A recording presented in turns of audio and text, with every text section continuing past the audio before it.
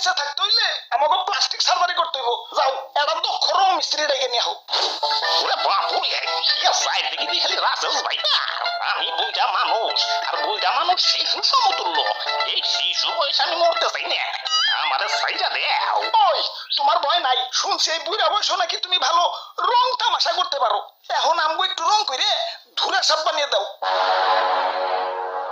ওকে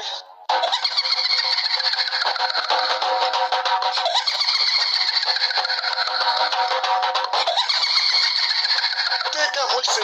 এটা তো ধুরা সাপ না, রাজানি রং করে ধুরা সাপ বানিয়ে দিচ্ছে। Bye bye tata good bye Gaya.